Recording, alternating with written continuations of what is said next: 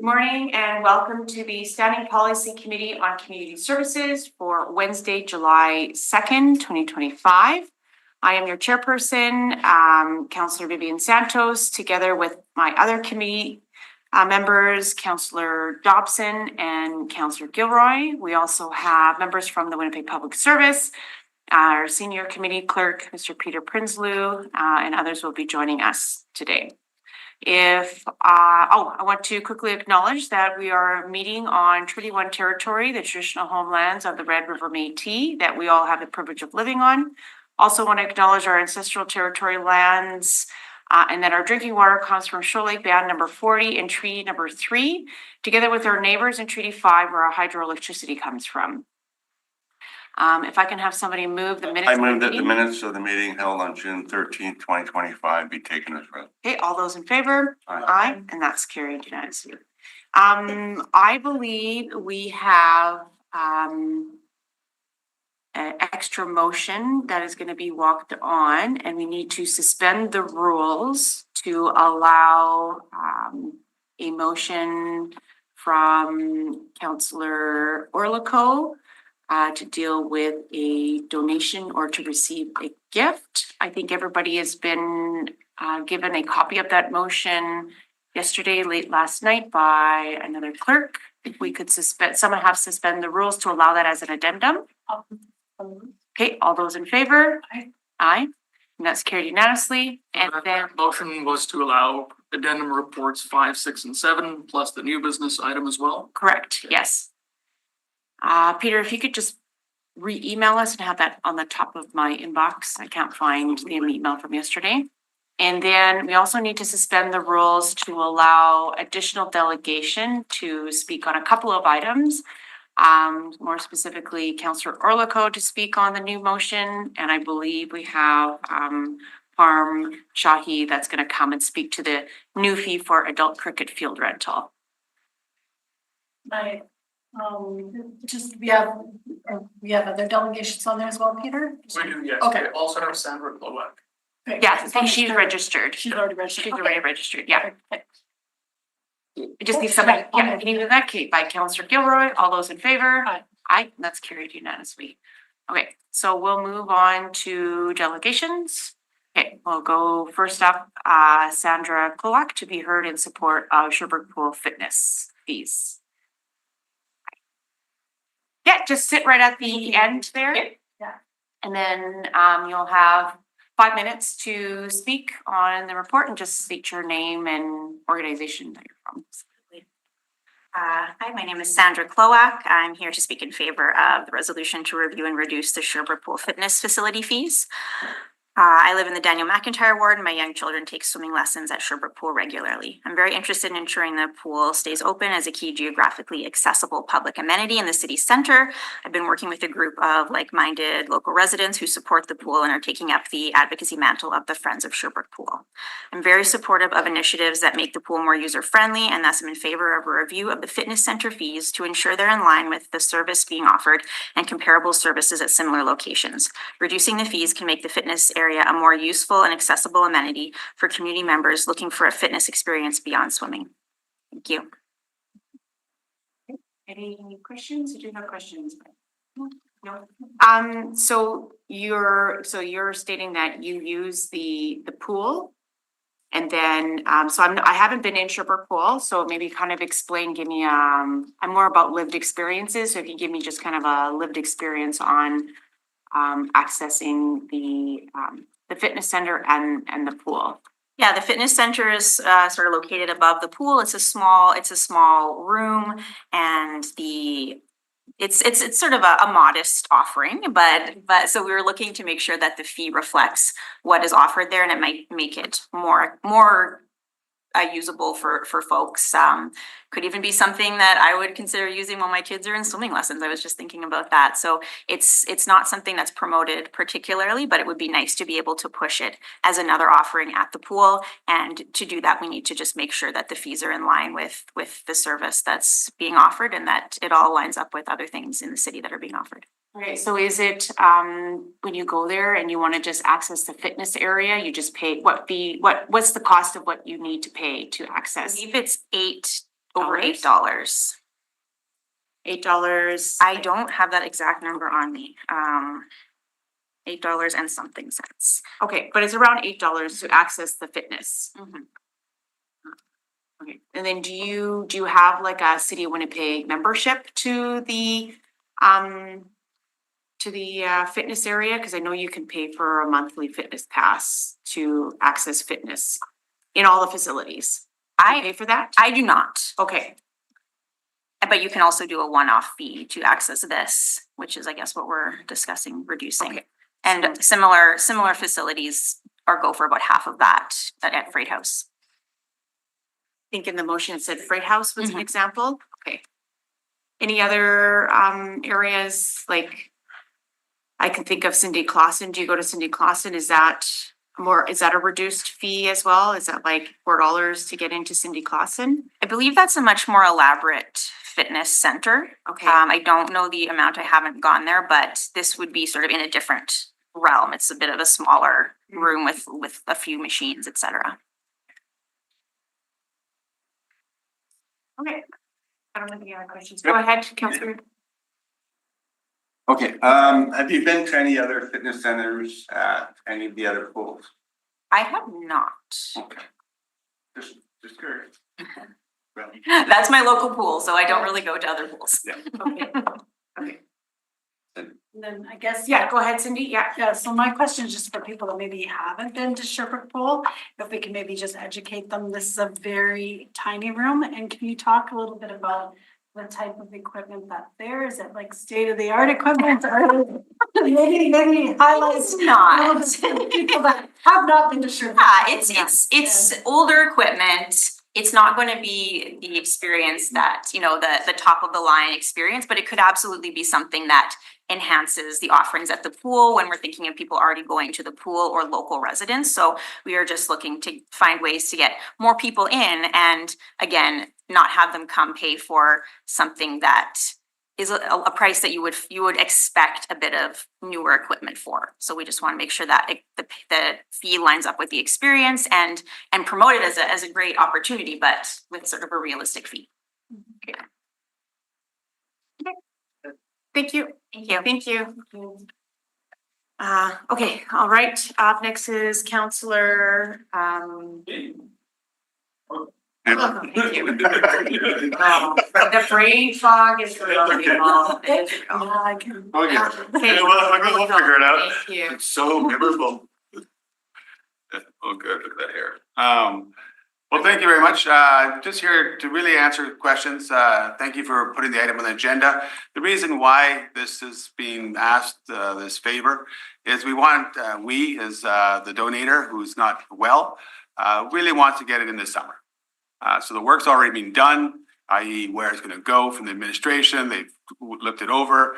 They figured out where it's gonna go.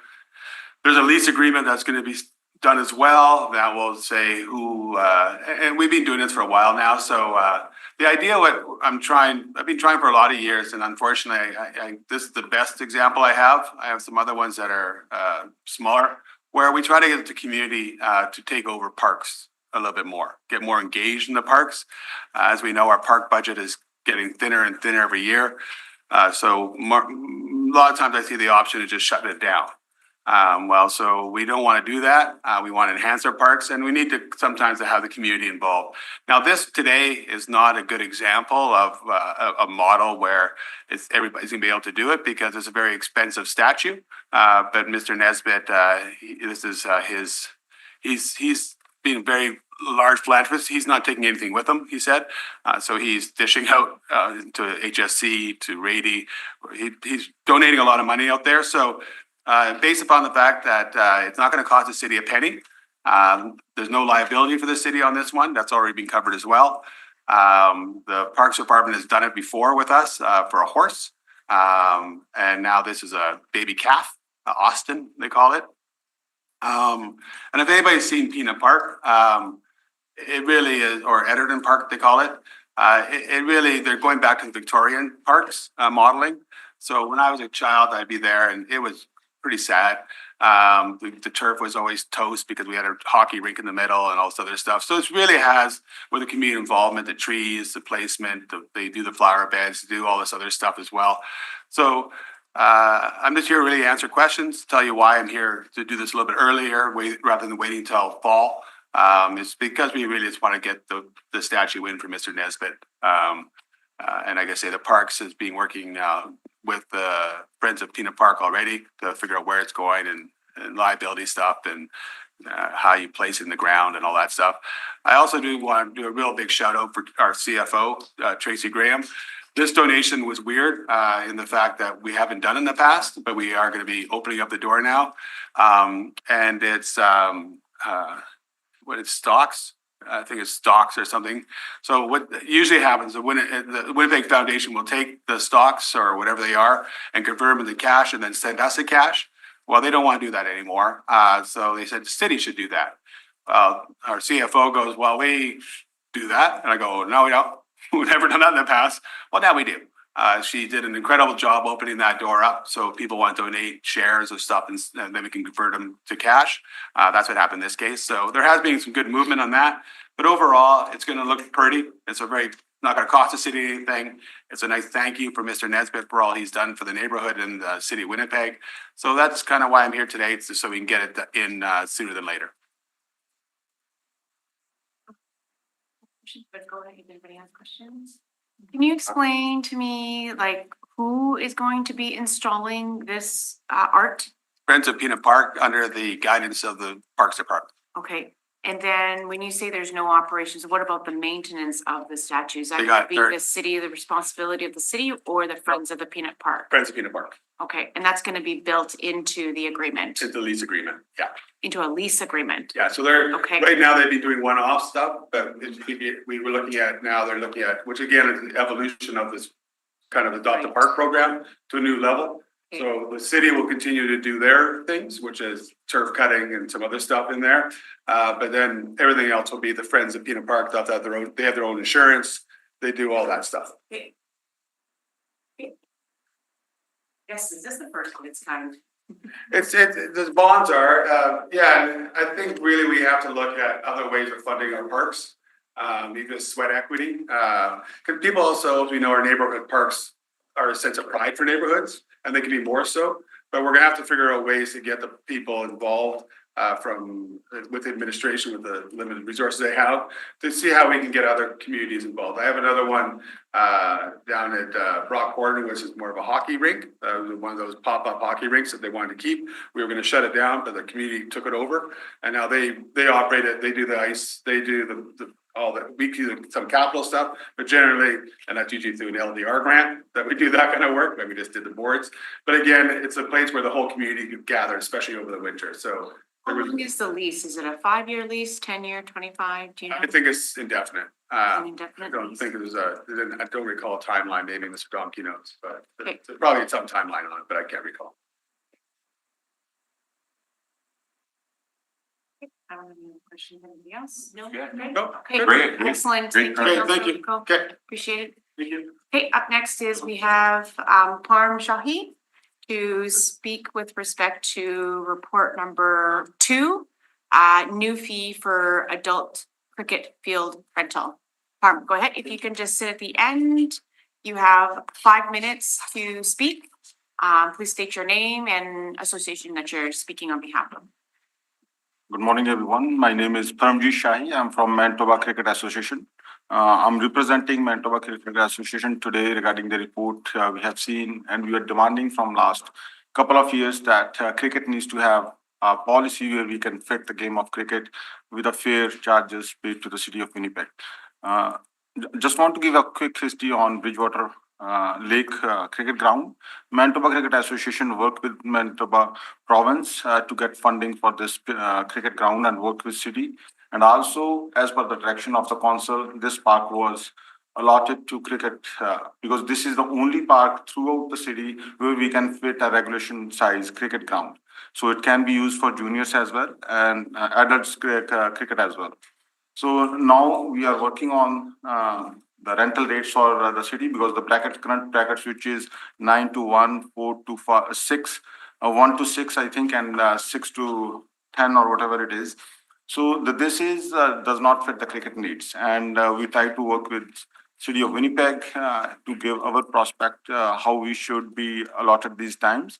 So briefly, I want to go with as you have seen my submission, the game stays there from anywhere from 3 hours to 7 hours. So it's all different kind of divisions, playing levels, elite level, Division 1, 2, 3 players, just like ice hockey. We have so we are looking for at least 1 hour charges, not the whole day, 10.5 hours. We cannot play 10.5 hours every single day. The reason is in August when we have dew, we play with leather balls, which get wet very soon if we play in a dew, and the ball is $95 each, and we cannot change the ball in between the game. So that balls need to be there for the whole game, and if we start at 9 o'clock, sometimes, especially in August, it cannot be possible to play the whole game. And same thing in August, September, when the sun is down, we cannot play because it's a white ball, and with the sky, we cannot see it, and it can be dangerous for the players as well. So that game, sometimes, we have to stop at 6:30 max, So there is a lot of moving parts here. So we will have to work with City of Winnipeg to make sure, how this can be done properly so that we can make sure city is also getting the revenue from the cricket association, and also cricket association is also getting the value for the money, and we can have a proper game during the time slots. So as per my submission, so we don't know, like what kind of games we are going to schedule there or how many hours we are going to use, but we can work with the booking, and it is very simple to monitor. On a booking form, we can say, okay, we are going to book 3-hour game and 4-hour games today in this ground. And our schedule is released in April. And once the schedule is done, we can let the City of Winnipeg know, okay, these are the games scheduled here. This many hours we are going to play on these days, and we can pay accordingly. Questions or follow-up questions? On the report, it states the hourly rate of about roughly $21. It looks like it's kind of matching some of the other athletic fields that we rent on an hourly basis. Are you okay with paying the hourly rate of the $21 and some change? That rate is okay? So the rate, what we'll want to know from the City of Winnipeg that, okay, if the line paintings will be done and the cricket pitch marking will be done. If that is done by the city, we are okay with that. If that's Cricket Association responsibility to do that, then we would like to have, at least some break in that hourly rate so that we can do it ourselves.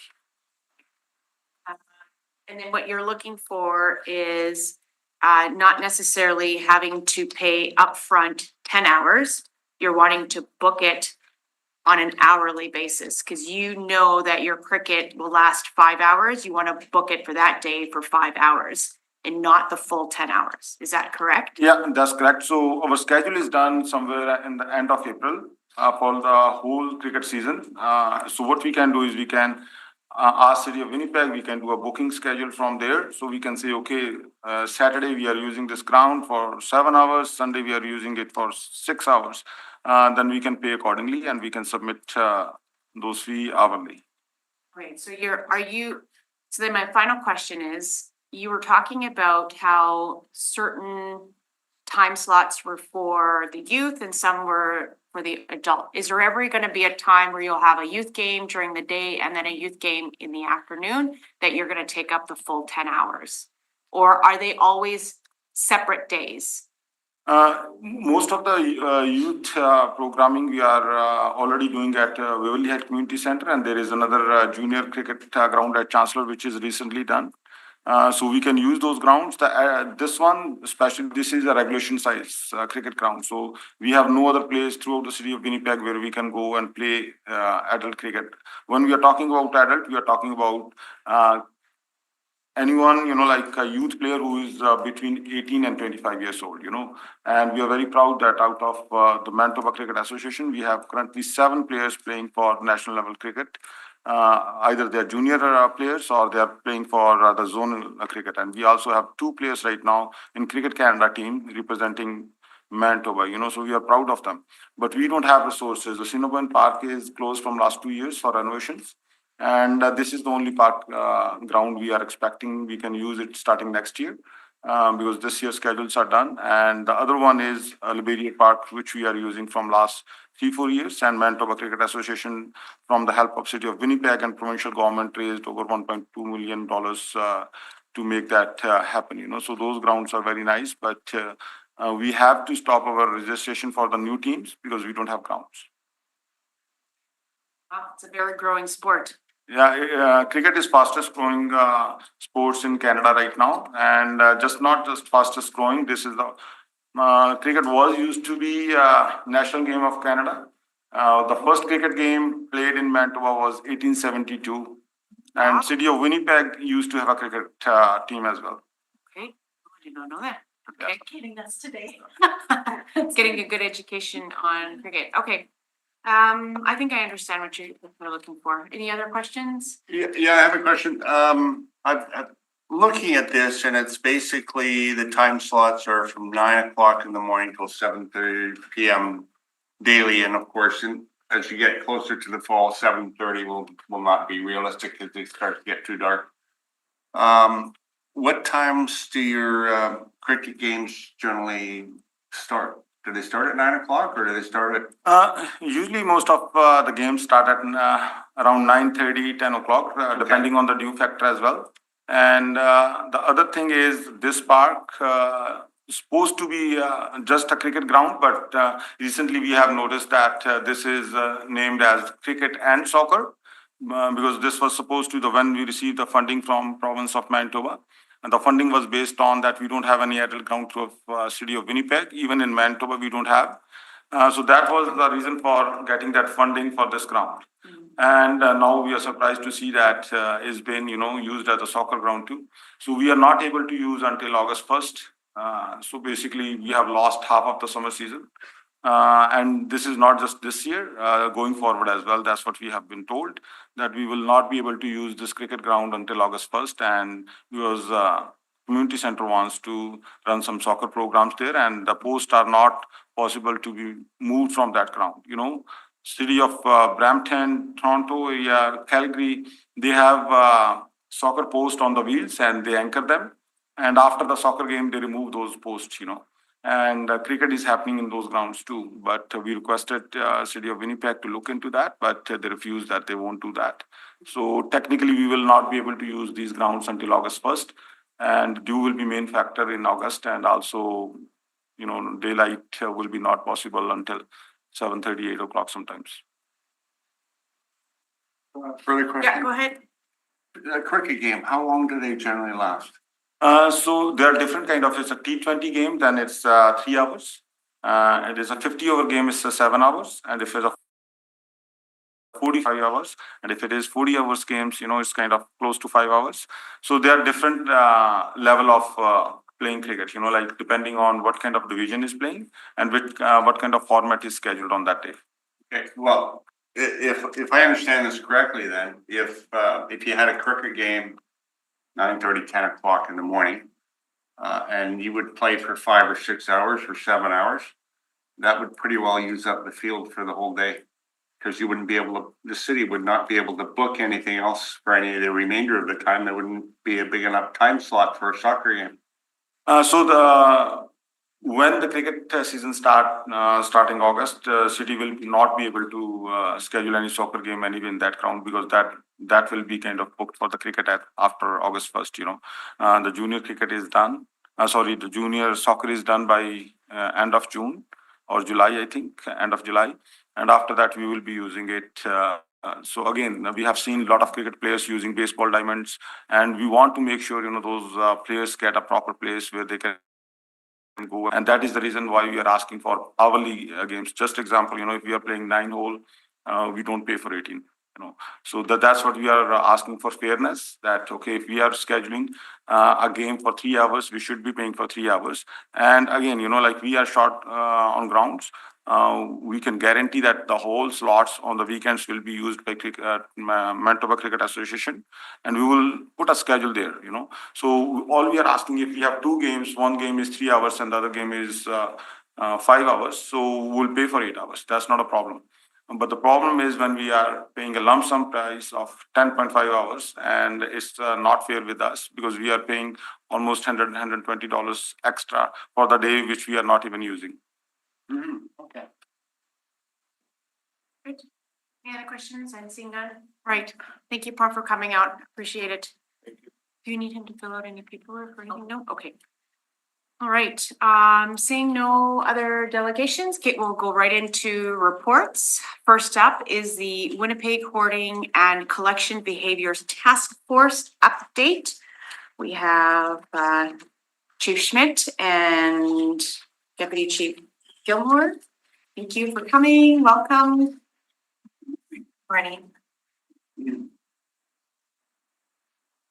So back in May of 2023, this committee directed the Public Service to provide a written report twice each year to this committee, indicating information related to the number of referrals that the task force receives and the agencies that these referrals are sent to. And also, we were requested to report on any in-kind costs incurred by the City of Winnipeg. It's important to note that in terms of funding for this work, there's not enough funding for city staff to assess and review hoarding referrals appropriately at the current funding levels. And we are very much relying on the outreach service providers that we are working with, as outlined on page 7 in the report before you. The stated purpose, just by way of review, stated purpose of the task force was, as identified during the first meeting of the group, was to collectively address hoarding and collecting behaviors in the public and private spaces within the City of Winnipeg. So this included enabling enhanced collaboration and communication between all stakeholders with related responsibility or expertise, as facilitated by the Winnipeg Fire Paramedic Service. And this is done through Chief Gilmore's work area, community risk reduction. Also, there was the establishing and primary point of contact and channels of communication to ensure that appropriate agencies are able to address the reported issues.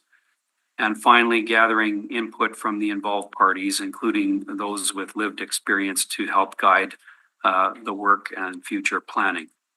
And again, all of the agencies that we're working with are outlined on page 7 of the report. In terms of the numbers, chart on page 8 outlines the numbers. You'll see a decrease over time in terms of the numbers that have been reported. To date in 2025, there's one case awaiting assignment. And the final point in terms of the costs in 2023, each referral took an average of 4.5 hours of staff time to address, or $480 of in-kind costs per case. And in the years of 2024 and to date in 2025, the service has leveraged light duty staff to undertake this work. Again, these are staff that are assigned in the community risk reduction area. And these staff members are paid as part of their rehab process, and their involvement supports their progress to the return to frontline operations. So there's no additional cost to the department in deploying staff in this manner. Final note, the report does speak to information sharing agreements. So committee will remember previously we came forward with a report and request, which was approved by council, for us to enter into information sharing agreements with the partners outlined again on page 7 of the report. And we continue to undertake that work. We have to individually enter into these agreements with the individual agencies. It's my understanding just last week there was 2 more agencies where we finalized information sharing agreements. This is of course important because in some cases there's personal health information that is being exchanged between the agencies. So we need to ensure that these agreements are in place.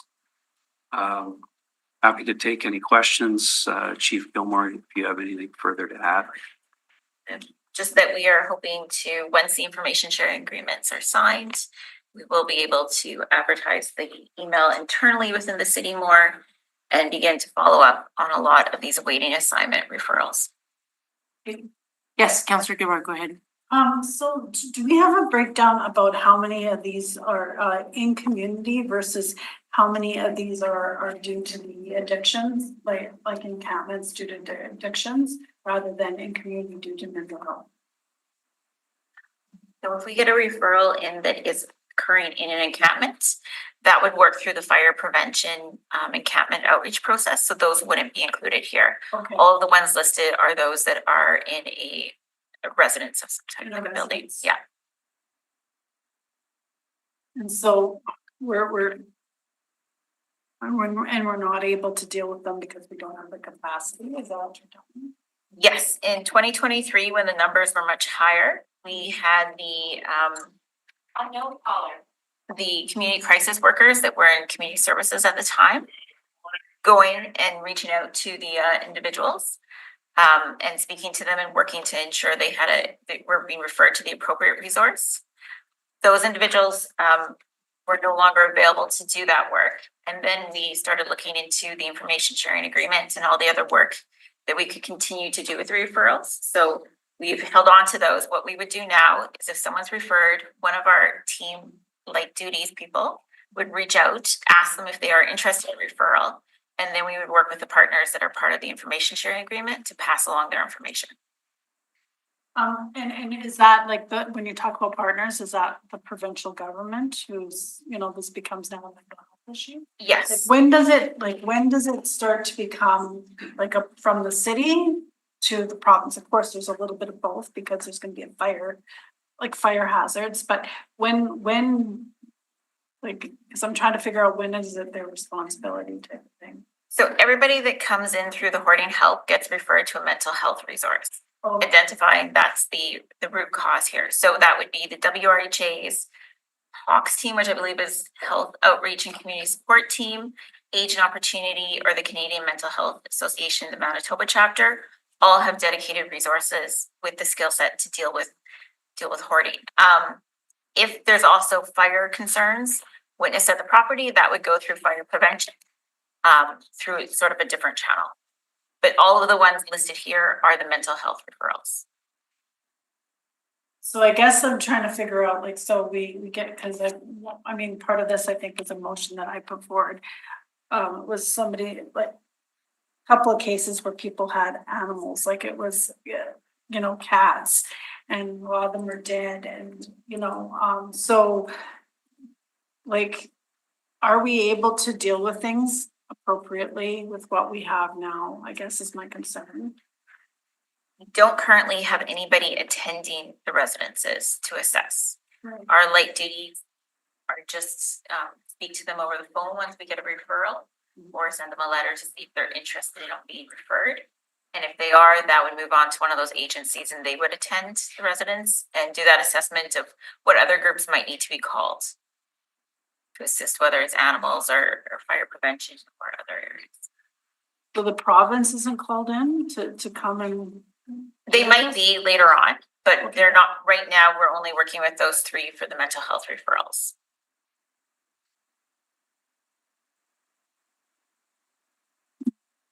Yeah, so just, thank you, Councillor Gilroy, those are good questions. Remind me again on, I think the table number 8.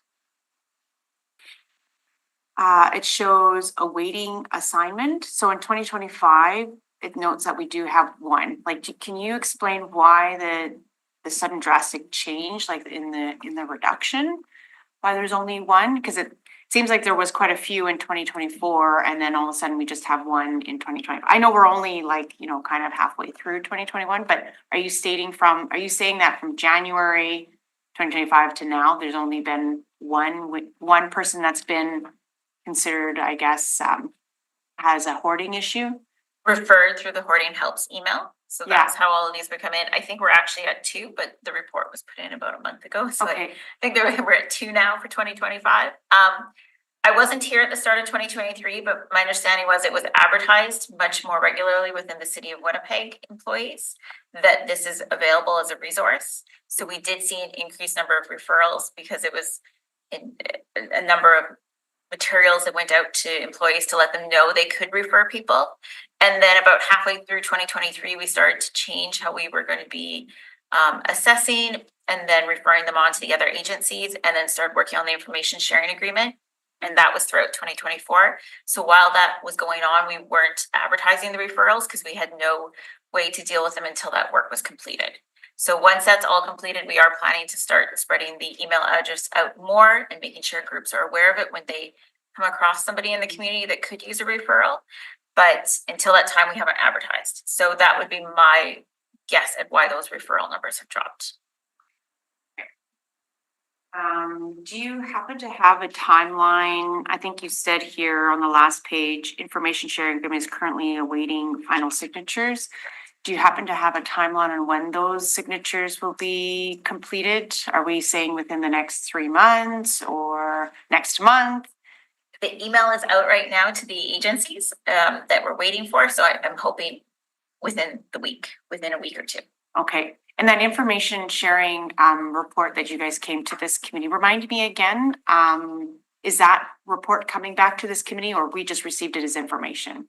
I think the agreement was approved at the time. So we're just waiting for, it's just been back and forth with the external organizations on the wording of the information sharing agreement now.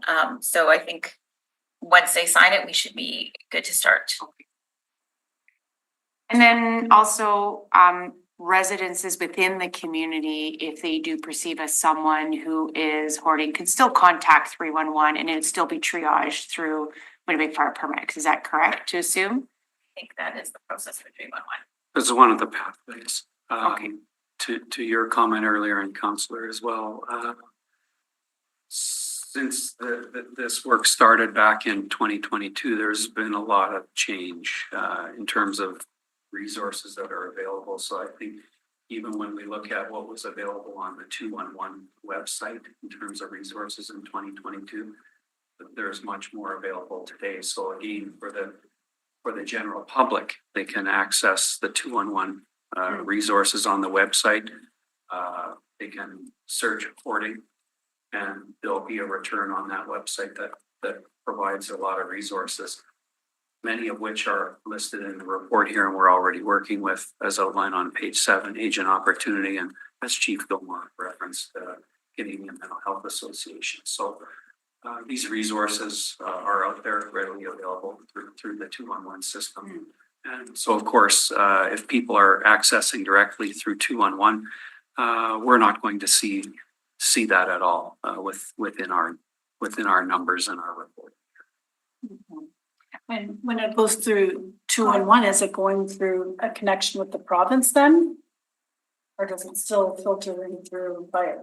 I believe, I don't know that there's a provincial connection, but 211, there's a significant funding from United Way that I believe is funding that 211 system.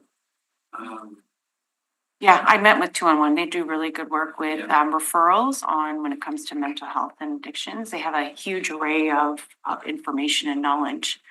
And they help residences, go through, certain steps if they need to. So they're a really good resourceful tool. Yeah, that's good to mention. Thank you. Appreciate that. Okay. So is it the idea that I think I see here you guys are due for another report? So is this the first one or is this the second report? Remind me again.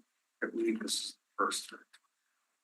Yes, I think we were here in January 2025, but the report was entered in 2024. Okay, you were here, I seriously have brain fog. So you were here in January of 2025 with the report? That For 2024. wrapped up 2024, yeah. Okay. Is it the idea to come back in January 2026 to kind of finish off the year?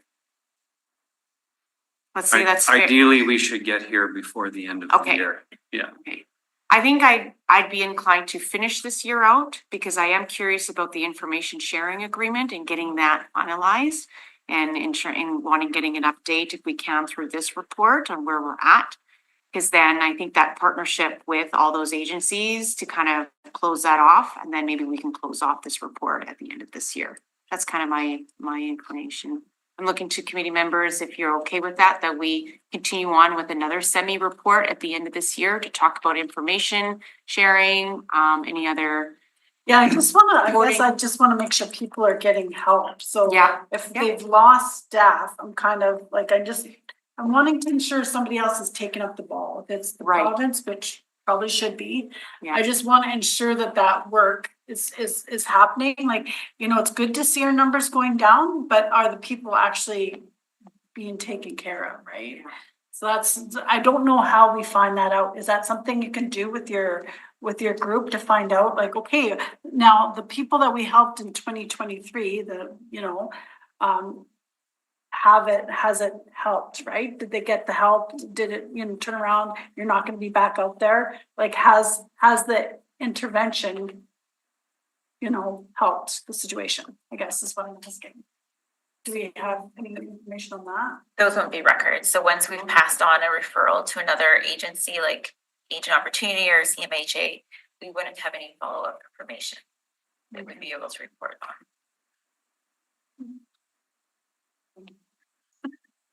No, at least if we're getting the reports, it would give us an idea. Yeah. Moving forward, so. I think the information sharing agreement portion is kind of key to this, right? So if we can do one more and then close the loop on that, and then I think we could be good. Okay, so I'm just looking, yeah, go ahead, Peter. Just want to point one thing out. Critical path on the report states that this goes to council. However, there's no reason for this report to go to council. Oh. It states here. Okay. That's fine. So if we can have somebody receive the semi-annual update be received as in. Okay, thank you, Councillor Dobson. All those in favor? Aye. Aye, that's carried. All right, thank you, appreciate it. Up next is item number 2, new fee for adult cricket field rental. I believe we have, yes, Dave Donkey. Right. Thank you for coming. Great. The reason I'm here today is that new rates and fees need to be approved by council. And the Bridgewater Lake Cricket Fields, as you heard, is just not in operation yet. It's expected to be hopefully by the end of August. It's pending some turf condition deficiencies. We met with the group about 4 months ago, the MCA, including Barb on the meeting. They wanted the timeline of 9 a.m. till 7:30 with an hour break between is what they had wanted. So I just want to go on public record is that the group had requested that originally. Obviously they've had a change in mindset regarding this. So the report talks about prorating the fee, which I talked about in that meeting, to $21.11 per hour, or 10.5 hours to $222. Obviously, there's new information submitted today, and I get that. People can change their mind and think differently about things. And based on different lengths of time. So if the one challenge about going to an hourly fee is certainly technically we can do that, but it does set a precedent with other bookings. And if I'm baseball or soccer, right now we book in 3 block hours, morning, afternoon, and evening, 3, 3, and 3. And if they want to put 2 games in their 3-hour booking, good for them. If they want 1 game in the 3-hour booking, that's up to them. They need to figure that out. So my concern is that these other groups might start to ask for an hourly rate also on their bookings, and that may significantly affect our revenue that we have for the program. So my thoughts sort of go back to, although this group wanted a longer time for a longer booking because games are longer than the 3-hour booking, I'm going back to putting them into the 3-hour booking slots. And if they happen to play more, so they get a morning slot, an afternoon slot, If it goes into the evening, they pay a portion for the evening slot too, and treat them the same as everyone else. So that's my recommendation. Okay, so do the 3-hour booking slot. Go back to the 3-hour booking for them. Okay, and then if they know they need to go for the 7 hours, they would just book. Book the first one and the second one and part of the third one, or they decide, oh, that's not financially doable, let's play a shorter game as they can do and just go into the other slot. Then those slots are available for other groups to book. Yeah, that was my one concern. If you go by the hour and they decide they're only gonna do 7 hours today and there's 2 or 3 hours that were still available, but people didn't know, so they couldn't book them. Yes, So we're taking away from other groups using it because there was too much uncertainty. good point, Counselor, yes. I played baseball a lot. So it was one of those 3-hour windows. Okay, so usually you're saying 3 hours. Well, I see here athletic grounds, adult existing fee, 4.5 hours. I see it on the calculation of proposed new field rates. So is this 4.5 need to be changed to 3 hours? Well, I guess technically, let me think on that one. Because it says here, it doesn't say 3, it says 4.5. You are correct, Counselor. So is it 4.5 hours that they're booking I for think the it's, morning and then 4.5 hours for the afternoon? So they would do a morning shift. I don't have the exact, the hours do change a little bit between the morning, afternoon and evening. I'm sorry, I don't have that information. Or it's somewhere between 3 to 4 hours, 4.5 hours in there. And that, you're just talking about So- baseball and soccer, right? You're trying to make it reflect the same as baseball and soccer? Yes, yeah, I believe the slots are 9 Until 1, till 1. 1 till 6, There you go. Yeah. and then after 6, Then which after is 6. questionable in the fall. Questionable in the Yeah. fall. And that's from June, July and August for soccer and baseball? Yes, August and some soccer goes right till September, because this is adult fees that we're paying here. It Okay. Okay, goes right through the entire season. There's a counselor that knows more than. yeah, no, that's good. Hello. But you're an adult. I'm inclined to be supportive of matching those, I guess you can call booking rates that reflect baseball and soccer, right? So they can book in the mornings and they can do, because I think they had mentioned here, anytime between 3 hours to 7 hours, usually starting at 9:30. And they just don't want to be charged the full 10.5. So if they know they're gonna book at least the first, what you said, 9 to 11, 9 to 1, and then do the afternoon, and they can be out of there by 6 o'clock. That gives them a full 8 hours. I think that's fine. I have one question. Are these set times, like 9 till 1 and then 1 till 6? They are. They're set times? So you can't really break it up. You can't have a group come in and say, well, we'd like to play 3 till 6. That's right, yeah, no, we have to keep them, and it generally reflects when people want to play, right? On average, yeah. Yeah, on average, there will always be the exception, of course, and if we do have a casual rate booking, that you can, book a field independently at some of our fields so that people can go play other things, for shorter time periods and other time periods. Okay, so if we have 9 till 1, 1 till 6, we can't have a group booking 11 till 5 because you've actually taken up 2 units, which is 9 hours. But if there's some bookable fields available, that group could go and play 11 till 5, maybe not on the field they wanted to play on, but Oh, somewhere well, else. that's because they weren't booked yet. Because they're not, yeah, that's right. They're not booked, so Correct. they're open. Yeah. That's different. If That you're is booking this a month in advance, then you're not gonna get that. Correct. So basically 9 till 6 is 9 hours. Yes, So why are we asking for 10 and a half? they asked for it. Okay, they asked for it. But now we got new information. Now, new information, then you're reconsidering this right now. Yeah. My recommendation is to stick with the existing system, in which case, I would not support the recommendation that's in the report. And, I guess, you don't have to do anything, in a way, if you agree with my recommendation. So so then I guess the question is they just want to pay by the hour, but right now what you're saying is other sports, such as baseball and soccer is a perfect example, they book by the, whatever that daily rate you had mentioned. The morning, afternoon and evening slot. Yes, that's Three correct. slots. Yeah, I think I would like to stick with that. Were they able to, so let me back up a little bit. Just give me, he talked a little bit about the history.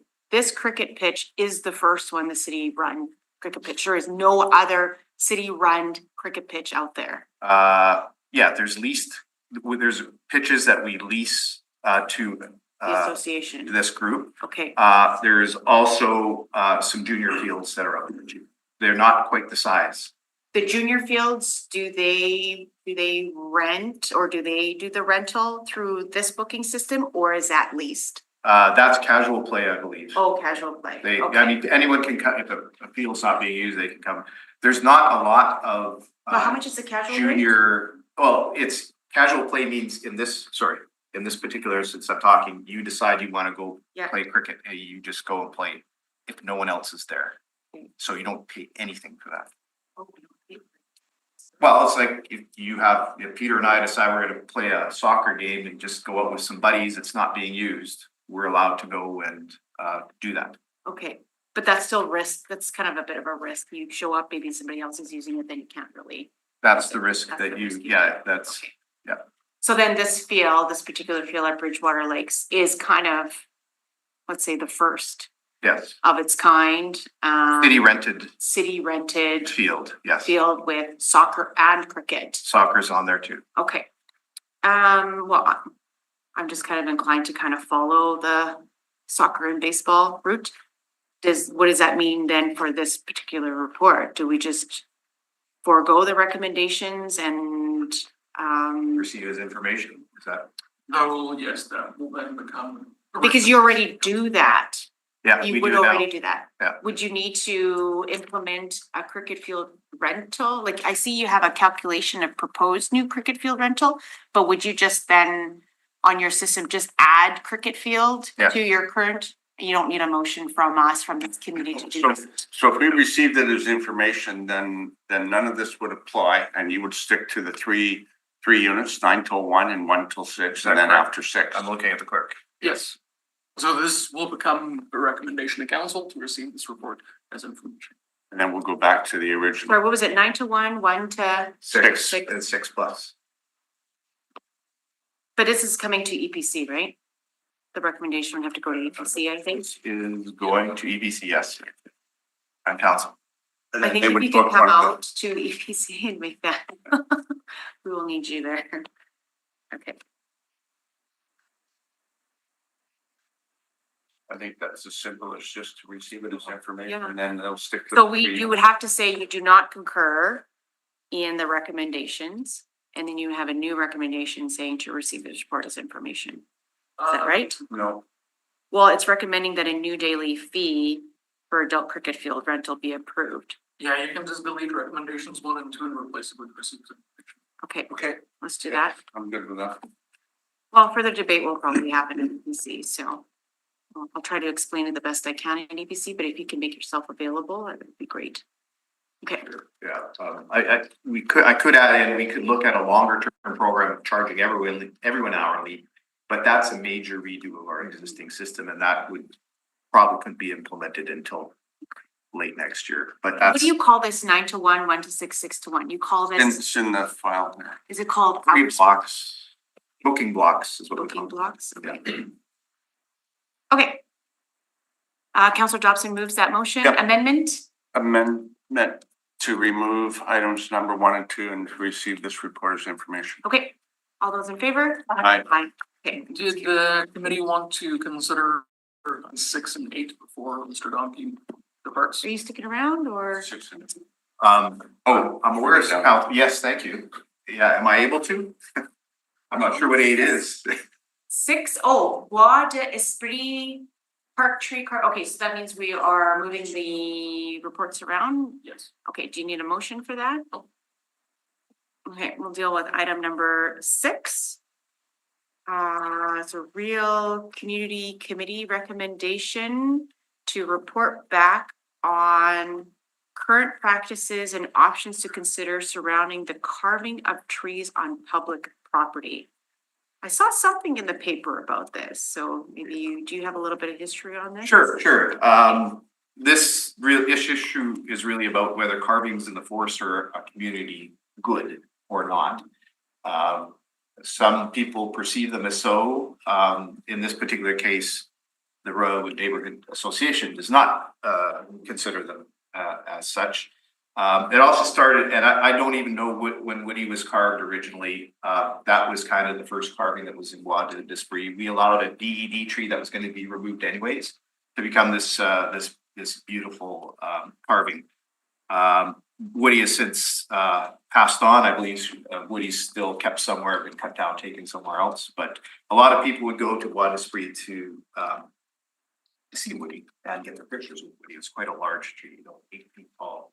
Sorry, what's the name of the tree? Woody was the name of the tree, of the carving.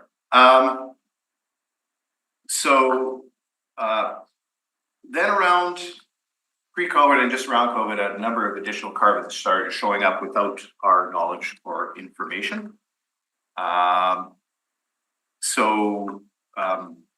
was 2 carvers that were involved with that. Some of these carvings were a lot smaller and just on trees. Some of them were on live trees, which we don't approve at all in any way, shape, or form. So of course, you carve into a live tree, you're starting to kill that tree, is what you're doing. So that was a huge concern of ours. And some of these carvings also had plaques on them in memory of someone that had passed away or an achievement for someone, something like that. And it came out that likely, I don't have verification of this, but I'm assuming a carver would not do that memento type of carving without getting reimbursed from it somehow, right? So now these carvings are starting to get paid. We don't have an idea of the total number of carvings, but I would say it's less than 24, more than a dozen kind of thing. We're actually inventorying them now because we're figuring them out. And a lot of people are going to Bois d'Esprit to look at these carvings. And it's only in this particular forest, Yeah, not anywhere else in the Yes. city. Yeah. So we started to create a bit of a position after we learned about these things, these carvings. So we did take a position that if you're a true wood carver, could show us good work, do it in a live tree or in a dead tree rather. Dead tree, yes, thank you. Like you have an abundance, like go to a website and look at their carvings. And they have a location and we agree with it, that it would be possible for them to continue to do their carvings. We've now put that on a break right now. So we've stopped that. There's only one carver that has been offering that service now, and he does have some more carvings he'd like to do, but we've put him on hiatus until we get through this particular issue. It also doesn't stop what's called kind of rogue carvers. So there might be someone that thinks they're really good at carving and might start a carving in the forest too. And Is there that's, certification for these wood carvers? I don't think so. Yeah, not that I'm aware of. I think you just learn through practice. And if you're like me, you have to practice a lot to get good at it. So I'm trying to understand what's the point of, what are we doing then with this motion? Well, yeah, and I'm letting you know the history.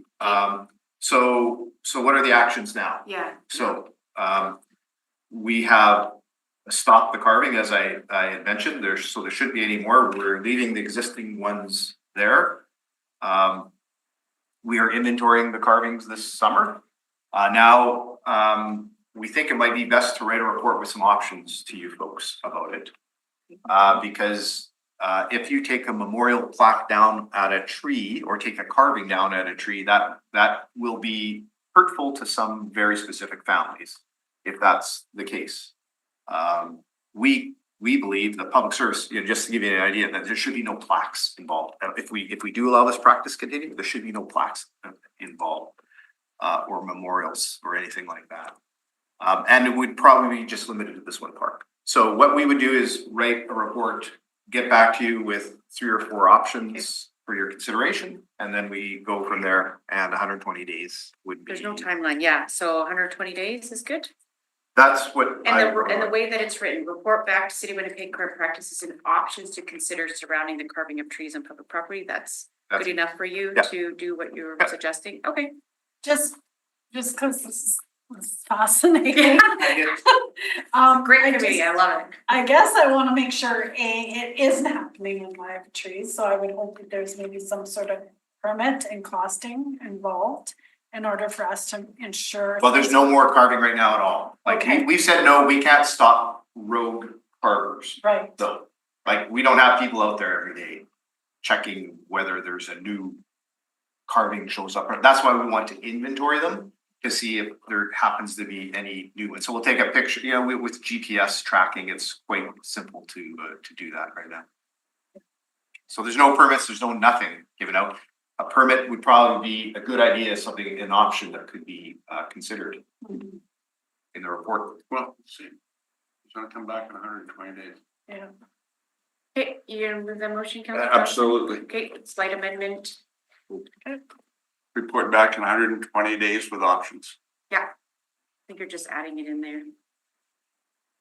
That the Winnipeg Publisher reported back 120 days on City of Winnipeg practice. Yeah, just inserting that. Okay, all in favor, sorry, what? No, Karen.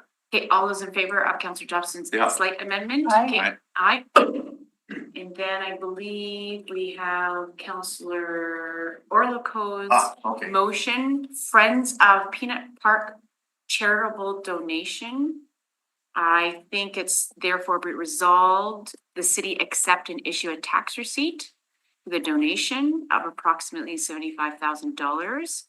Redirect and donate those funds to Friends of Peanut Park for the purchase of art entitled, quote, Boston, to be placed in Peanut Park, mutually agreed upon by the city.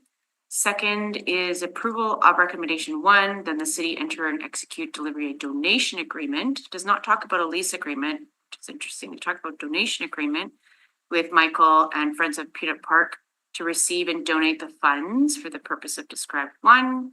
And then 3, author authority to be delegated to the CAO to negotiate and approve donation agreements and ancillary agreements. Okay, so that's kind of the motion going forward. I did have questions about the lease agreement and who's gonna be responsible, but I think, are you made aware of this motion? I was not made aware of this motion Okay, until now, Okay. and the presentation from the counselor. okay, I do know enough to be dangerous about the particular item, though. okay, So, we've already exercised another statute donation agreement with the group at another site already in the same park. the Friends of Peanut Park is what you're talking about? that Yes, group. yeah, Okay, at Enderton Park, that's the formal name of the park. Okay. We have no issue with placement of another statue. I guess our issue is how many statues are we gonna put in a small park? That's more, we get a little nervous about that, but the second one does no harm. But another one might. And as far as the financial part of this, as I say, if it's good with the accountants, which it appears to be, it's good with me on issuing the donation agreement and the charitable tax receipt. I can't speak to that specifically, though, I must admit. he did talk about a lease agreement that's in the works, something that's different about operating and maintaining. I think that's usually done internally. Is that correct? Yes, Okay, I believe it's a donation agreement and not a lease agreement, but the donation agreement includes things like, if I recall, insurance requirements, maintenance requirements, all of those kinds of things. within the donation agreement? Yes. So- Is there no report that's coming back here, Peter? This is just to kind of do these, therefore be resolved, and then the department goes away with it and does the work that they need to. That's- Right now, we're just trying to accept the $75,000 donation. Is that correct? Yes. Okay. It doesn't go to EPC? Oh, this goes to council. It does go because to council? Okay. Council approval is required to accept gifts. Okay, okay. Sounds good. I don't have any issues. I think it's fine, in my opinion. Principle, yeah. In that's principle, two, yeah. yes. Okay. Okay, so we just need one person to move it, I'll right? move it. You'll move it. Okay, Counselor Dobson moves the new business and therefore I resolve that. Okay. All those in favor? Aye, that's carried. Great. Hold on, sorry. Okay, now we're gonna go back to item number 3, verbal report, east of the red recplex. And we have Chris close, right? Close enough. Close. Close. And welcome. Thank you. So yeah, this is for information, high level verbal update. Project signage has been installed on site. Public engagement is complete and feedback is being reviewed and considered. The 6th integrated design process meeting was held on April 15th. Preliminary design is near completion. Design documents are being reviewed along with the class 3 estimate. A little more scrutiny is being put on that class 3 just in light of recent price escalations in other areas. Want to make sure that there's confidence in that number. And there'll be a capital budget submission for the detailed design and construction that will be submitted for council's consideration in the 2026 budget process. I believe these verbal updates are going to continue and cease in October. This year. Correct. Okay, any other questions? The questions from the committee? Just why are they gonna cease? Just out of curiosity. Why would you not be reporting back to us still? Counselor, the original motion from October 2023 stipulated reports back at certain times, and the last report back is October 2025. Oh, okay. Is it a written or still a verbal? Verbal. I think this was something that Councillor Wyatt had brought forward, more Oh, particularly with okay. respect to signage. Okay. Really, that's really what it was. He was just wanting to ensure signage was being put up. He had specific parameters on the size of the sign, and I think that was a big thing for Councillor Wyatt. And I think what I'm hearing is the sign is now up with agreement with the province. Right, they had a standard that we had to adhere to. Yeah, so I think that's really what it is, to be quite honest. Okay. Okay, Okay. thank you. If we can have somebody receive the verbal report for information. Okay, moved by Councillor Gilroy. All those in favor? Aye. Aye, that's carried unanimously. Thank you, Chris. Okay, up next is the video camera enforcement program for illegal garbage dumping. All right, we have Director Cindy Fernandez, I'll be back. And John Marvis. Yeah. Morning. Morning. This is great information. I'm like, okay, go ahead. All right, so this report it's a bit complicated. I think when it comes with a number of different departments that feed into the whole garbage enforcement.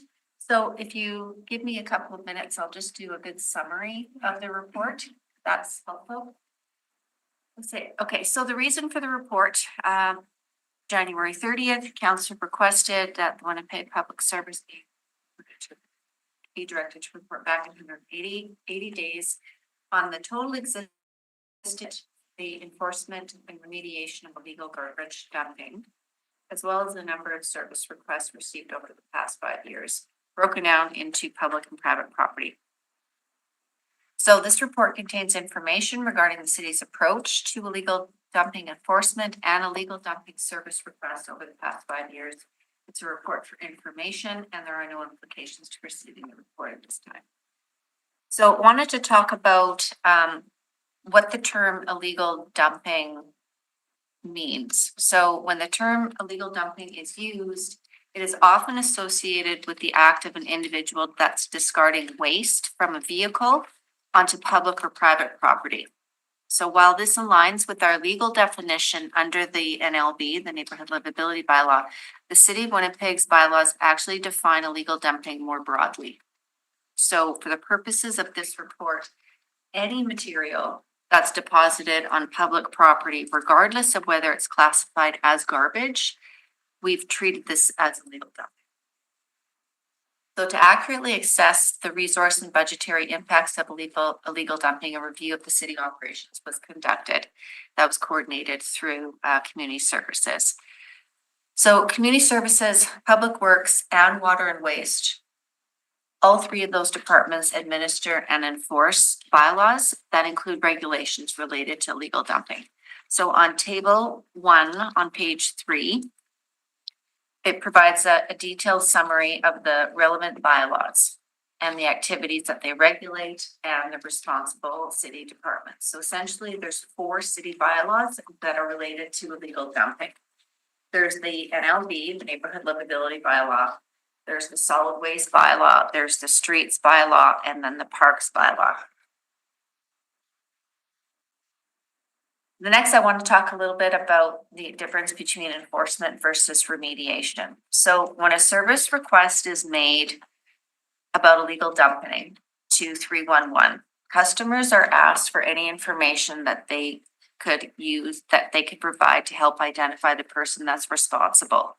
So simply reporting dumped materials or garbage is not enough for enforcement action.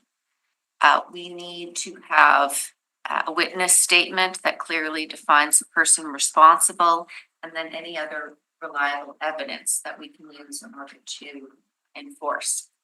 So when there's no reliable witness statements, or if there's no evidence, then the report is treated as a request for the city to clean up the dumped materials, which is the remediation.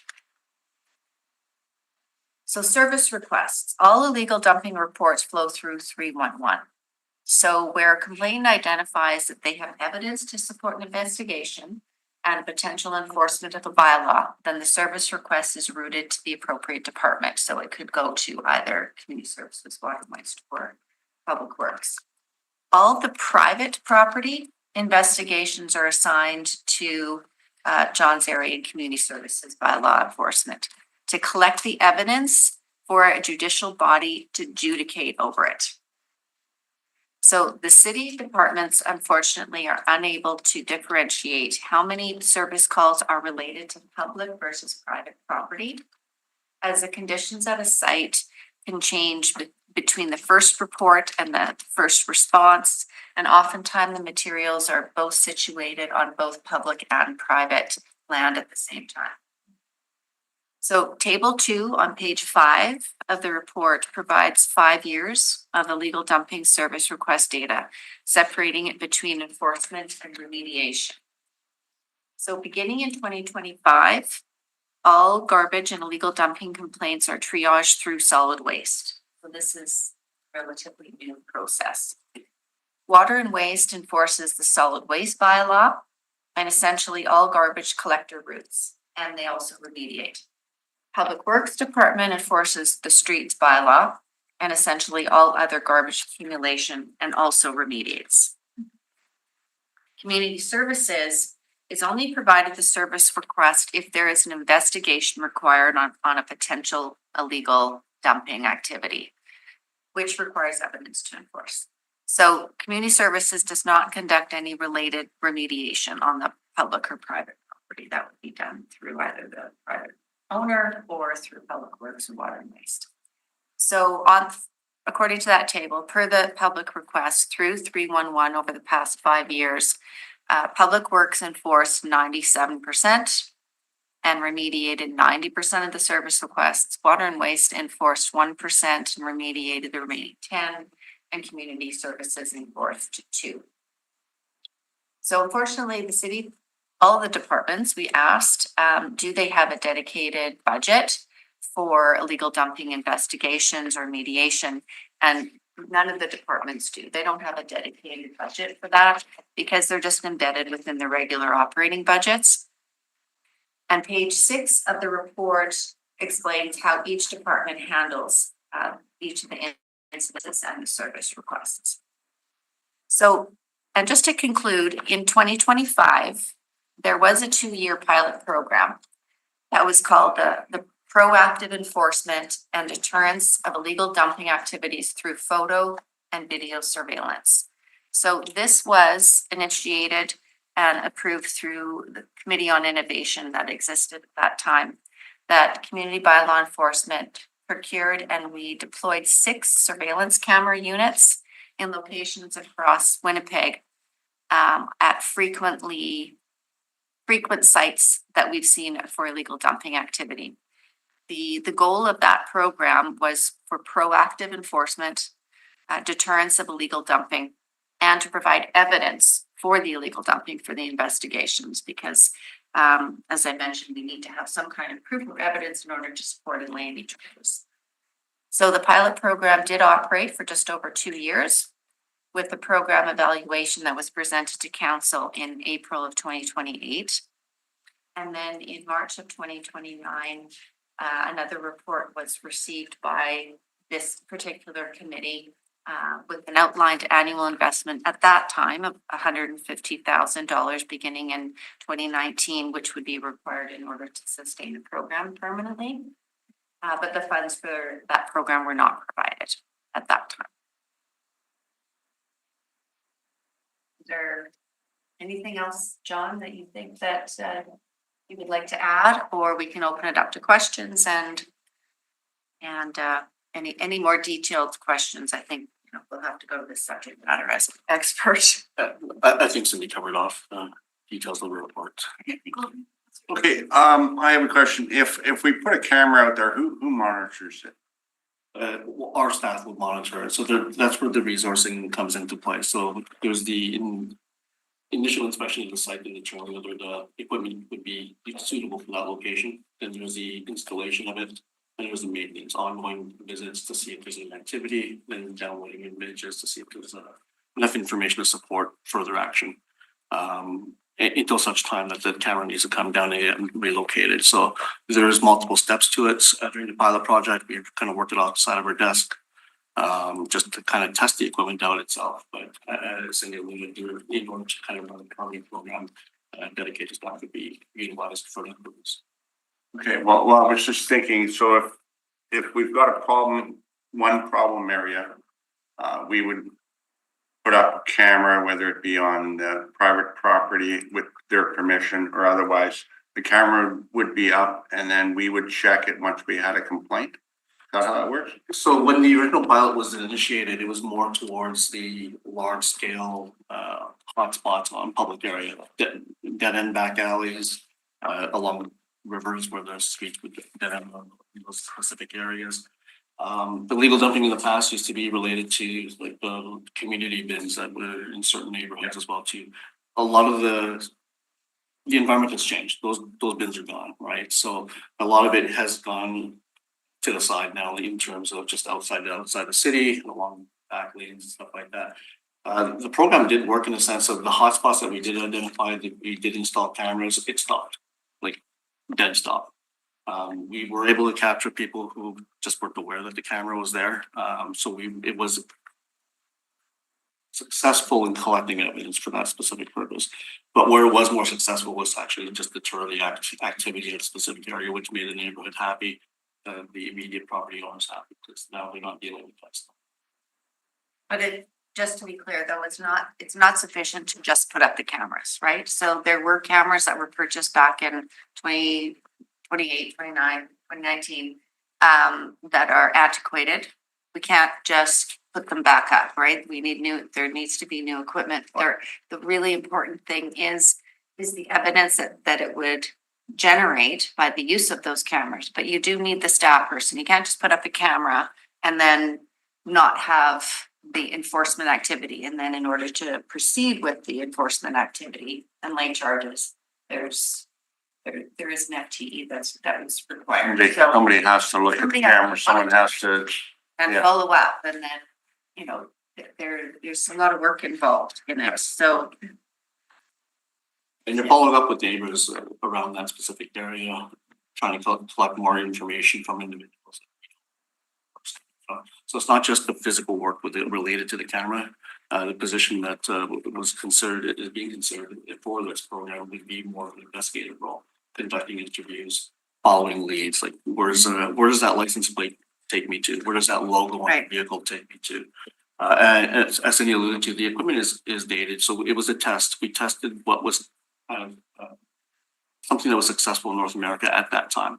What we learned is that it's the size of the equipment and the amount of resources to install them required specific hydro poles, utility poles that it could be attached to. So if that wasn't present, we couldn't install a camera. There was nothing to attach it to. So having the ability to have funding to try other types of equipment as well too allows us the flexibility to adjust to areas where there is no hydro poles. So that's another consideration as well. We had to enter into, sorry, we did have to enter into agreements with Hydro. Hydro in order to even put the cameras up. And also, just one other point of clarification, none of the cameras are in private property. Okay. Right? A private owner needs to look after their own property and have their own cameras. So that would not be something that Okay, the. so it'd be public property or Public. public or province or whoever, yeah. Yep. Correct. That was the intent. In our original pilot, we looked at it from the privacy concerns as well too, in terms of aiming it into private property. We can't control what happens on private property, so we shouldn't be recording what's on property. And we did get requests to support private functions as well too, but that's not the function of what this program was intended to do. It's not to supplement other individuals' private security. So I remember, because I used to go to the, a different committee, and I remember I was on that committee. I know this was a very successful, like, we were actually able to take people to court and collect money, like, it was a successful program. I know it's just the cost of the other things. I know that this year we implemented extra garbage pickup, so I don't know if you can ask this, but it'd be interesting to know, because in the inner city, and I have noticed like the call volumes kind of go down in my office. I don't know about you, Councillor Santos, if you've noticed it, but like I feel it's helped on that end. We are paying for it anyways, but did you see kind of any kind of correlation between our new garbage pickup system within the inner city versus the illegal dumping? I can speak anecdotally from our operations.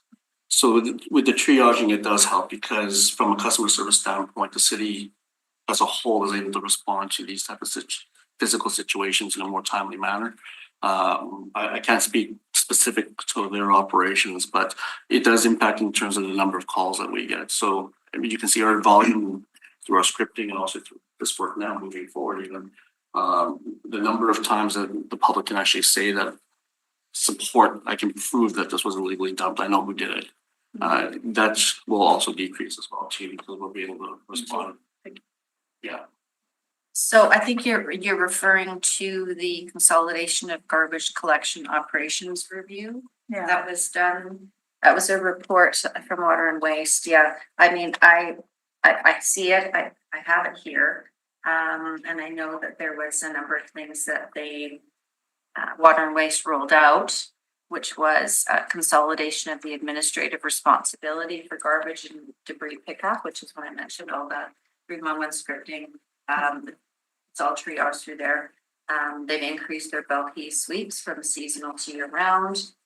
There's some inner city contaminated recycle cart sweeps, as well as Water and Waste is reviewing a layered in service approach in the inner city, including encampment cleanup. So I think that's just, I'm just reiterating what's in there. That in their report is just now, right? That report went live. That report was approved, I guess, May. Oh, in May. Okay, earlier this year. Go ahead, Councillor Thompson. Okay, each department responds to cleaning up dumping, illegal dumping, but they don't actually have a budget for it, correct? It's incorporated within. It's incorporated within under- their existing yeah, operation. So when they go down the street, whether it's public works or Water and Waste, Yep. it's through their regular maintenance program. If there's a mattress there, they end up picking up, they pick it up. It's part of their cleanup operations. Okay, Unless somebody is willing to step forward and say, I know who dumped that mattress, I've got a photograph, then one of the departments will take that photograph and see how far they can progress down an enforcement avenue. But in terms of an actual line item budget from any department to say, this is just for picking up illegally dumped material. are there any hotspots right now, like in the city, that we could, I don't know, I So- think that's more of a Water and Waste question. okay, And one thing that interests me that you did say, the reference of illegal dumping has been kind of stretched to include, you know, the rummaging of garbage. So, I mean, that would be very hard to do anything about. Thoughts? So I can speak to that as well too, like, from when I was in the field, there are some sites that appear to be hotspots. There's always garbage strewn about. We've sat on a few of these properties, and sometimes it's the neighbors, sometimes it's the tenants. Sometimes it's just a violation of a different part of one of the other bylaws. The carts aren't going into private seclusion until pickup time. So now the neighborhood's all using it as a community dump. So there's a lot of different things that can be enforced to help improve as a whole. As long as all the different bylaws are being enforced at the same time, then you'll see that change. On top of the sweeps, obviously, the sweeps help as well. But if the bylaws exist for the sole purpose of trying to maintain a good garbage collection and recycling program, we get involved when it's not being adhered to and turning into an accumulation. So you kind of go in there and educate if you bring in your bins, you won't have people rifling through it. You do a little bit of that kind of stuff. A little bit of preventative measures, yes. More at a higher level, we are talking about consolidating the bylaws, right? I think community services bylaw is also going to be part of that consolidation. Do you foresee in the near future of kind of tackling this illegal dumping when we start consolidating the bylaws? Where do you see yourself in that process? If either of you can speak to that. That report was just made public today, the enforcement strategy. So I think overall, I mean, the whole focus of that strategy is for consistency across all of the departments on how we're dealing with enforcement of the city's bylaws. So each department is going to be looking at least one or two to standardize, keep track of reporting, system maintenance, full enforcement using the compliance orders and whatnot. So overall, I think through a consolidation of having all garbage. So as you said, we've got community services, we've got water and waste, we've got public works. So I think that the initial changes that water and waste has done through that triage system, I think is super helpful, because it's kind of like I don't want to call it a one-stop shop, but at least it makes it clear. 311 knows service calls go to 311, 311 knows to send it to one person, and it's triaged and tracked. So I think that is already seeing some improvements through an actual consolidation of the units working together. I guess we'll see what that would entail, because then you'd be combining potentially. And I don't want to go too far into the future, because there's still a lot of work and review that would need to be done in order to even determine what bylaws and what units and everything that would look like. But assuming you've got all the staff that are currently working on garbage related calls together, and maybe they would follow through all of the various bylaws from beginning to end, from solid waste to public works bylaw, then to data deliverability. There could be further improvements there. It's a long-winded answer. Yeah, good. Because I'm just seeing on the table, it seems like a lot of the enforcement, I'm just seeing in 2024, there isn't quite a bit on the community services side. There's more on the public works and water waste. It seems like there seems to be that more of an issue. The illegal dumping seems to be occurring on public property in public works side and the water and waste, because the numbers are very high is what I'm seeing on this table. You don't have the numbers for 2025, do you? I know we're halfway through, but are they similar numbers that you're seeing in 2024? Are you seeing a slight decrease? From when the pilot started to now, in terms of just illegal dumping, Yeah. It's a downward trend from where we started. So Okay. the changes that the city is doing towards addressing this issue has been kind of working. Has been working. ultimately, garbage is a unique one because it's circumstantial, right? Is it following solid waste bylaw? Is it following parks bylaw? Is it illegally dumped? Did it accidentally fall off farm, right? So it's just material in the roadway that needs to be addressed by the city. So that's why you see a higher number when in terms of just when you only isolate illegal dumping. Our calls for service though, for garbage related calls for service is much higher. It's not reflected here. Is there commentary when we deal with people's private property garbage that they say that this was illegally dumped? It's not included in here because that's a side conversation that, you know, I don't know where this mattress came from, but I got a complaint about. And I think that's what Councillor Edie, when he brought this motion forward originally, was not more specifically on public property, it was private. I think he was looking at more of the private, and what you're saying to date is it's kind of hard to correlate, to differentiate between private and public at this time, because when 311 was taking in the calls, they weren't differentiating between private and public. Is that correct to assume? It's not that part, it's whether or not we can determine it was illegally dumped or not. Our officers aren't tasked with determining I believe you or not. Just what evidence can you provide me to support the fact that it was illegally dumped, so I can do something to support your if not, then we just deal with it from a garbage accumulation standpoint. Right. And that's, And then, again, and I think that's that number's not there. yeah, and I think that becomes the issue is you guys are enforcing the bylaw of like, not necessarily illegal garbage now, it's opposed to as it being a community livability, like make sure your property is clean from garbage and debris. And then the property owner who is on the private property is now being ticketed and fined when they're saying, no, someone dumped it in the middle of the night. So it ends up becoming this kind of double-edged sword that we're kind of dealing with when it comes to private property. So we don't really have I think we don't really have a solution for that, because you're ending up ticketing that person for garbage debris, right? Because they have to clean up their mattress or sofa or whatever that was, quote, illegally dumped. The challenge though is they are legally dumping onto private property, right? Cause they're going and they're leaning it up against a garage. Yeah, And then now that becomes their responsibility. Yeah, Right? yeah. So, you know, it's those kind of things. I think that the camera was able to kind of catch, even though the cameras were not on private property, they were able to help really deal with the fact that these people are, you know, are being fined for things that really is not in their control, right? So I think that that's kind of what it's trying to capture. is that correct? That's correct. And like I said, we don't know until we have that evidence how that matters got there. So until we know, we can't pivot to say that we'll support a second investigation towards the topic. I do want to add though that the position in the program, should it move forward as well too, it's tied to a camera surveillance program, but that investigator will also be able to sit at properties and monitor where cameras might not be usable. So it opens up opportunities from an operational standpoint to be able to at least determine what's going on a property. So it looks like it's illegally dumped on a regular basis, but it's not. It's coming from the tenant, it's coming from the landlord, it's coming from the neighbor.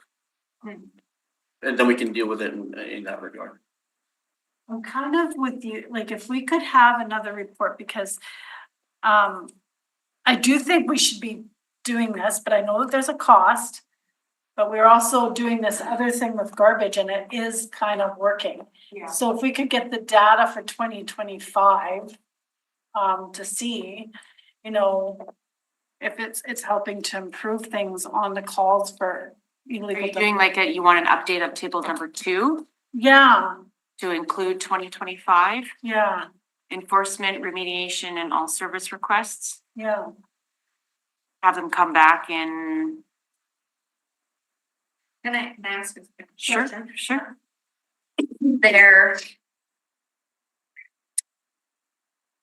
The water and waste report, I think that, to me, that I think might be the better committee. Yeah, For you to be got the making these most. like requests and maybe Okay. an update on Yeah, essentially but all the that's fair. garbage things. Because we're just such a small player in it. We don't do the remediation. Right. We don't get the calls. We're not the 311 triager. We essentially are called in if there's a potential for an investigation that's required on an illegal dumping, right? So, I mean, this was a report that was coordinated by our department, but you can see that the majority of the information is truly not from community services. Okay, so good point. I do see the water and waste environment, that consolidation of garbage collection operation review. I think it was dated June 27, so that just occurred and it's coming to EPC. I believe. That's looking the at Peter. Consolidation of garbage collection. Okay. Yeah, that report. Yeah, that would Um, be, I see it here. The critical path is Water and Waste Executive Policy Committee and Council. Maybe there's an opportunity to have EPC to. Well, what we can do with this particular report today and also, what we can do is we can make a recommendation up to EPC. And so my understanding is you want an update on table 2 with updated data for 2025, is it? Okay, so we can recommend to EPC that the Winnipeg Public Service report back in 2026 sometime with the 2025 data to the appropriate committee of council. The appropriate committee of council. that's what we did on this report, and then it ended up coming here. Yes. We really don't want it coming back to here. We would rather have, I think it would be better to go to either to Public Works or to Water and Waste where they get much more involved. Well, the problem is if we're creating a program that requires like a bylaw change where we're enforcement, then it comes to community services, right? So that's what we're thinking about doing here, but we need the data to know if we should go ahead with this, if we're doing this new program and it's successful, right? Before we go any further, do we have any cameras out there right now? They've been pulled down at the moment. Okay, so we don't. And the newer cameras are not near as expensive as the old ones. We've recently tested the waters with some trail cameras in some circumstances. The only concern that we could possibly have is them being damaged or stolen because they're not placed high up on a hydro pole, but costs to them are pretty nominal compared to the usual equipment. It's the staffing that becomes a major issue. And again, I just spoke to our staff about this, just to rehash in terms of our SOPs or surrounding legal dumping. It's a crime, it's an offensive opportunity. If I know there's a camera here and I've seen it during the pilot, I'll just go down to the end of the block and dump it there.